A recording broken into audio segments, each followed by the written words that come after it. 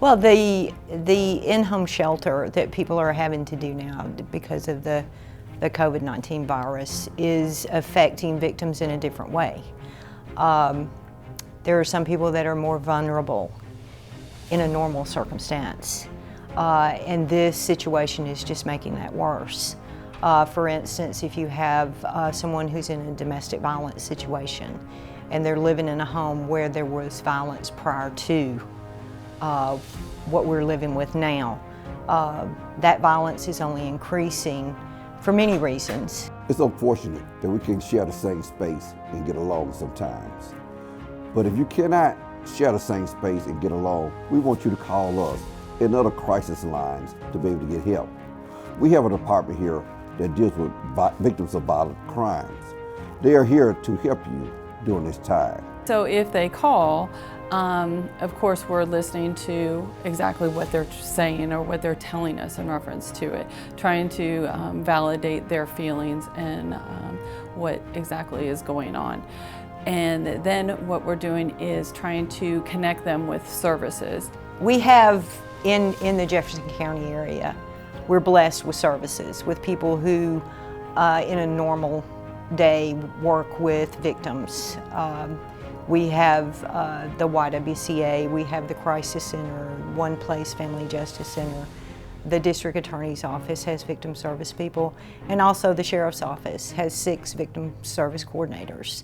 We're here to help individuals. We're here to help the whole county. We want to make these resources available to everyone. It does us no good to have these resources if people do not know about them. So there are people who care, and our deputies are working very hard. We've seen a huge increase in deputies calling on the Victim Assistance Unit to help them help the public. And that's very important, because what that means is all of us are working hand in hand. We're here to talk to you, and we can help you in many different ways. Sometimes you just need a listening ear. We're here to hear your complaints, your concerns, and then the advice that we can give you is very important. We can save your life. We can keep your loved ones from going to jail. We can help you in many different ways. If the abuser leaves, to do something at that point in time to try to call them then, or if they can go over to a neighbor's house, or if they can get to a safe place where they feel that they can make a phone call to call in reference to it. A lot of times, even if we are calling the victims from like a report, one of the things that we ask is like, is this a good time to talk to you? Because some of them will say, no, thanks for calling, and you know that probably the suspect or the person, the abuser, is probably there still.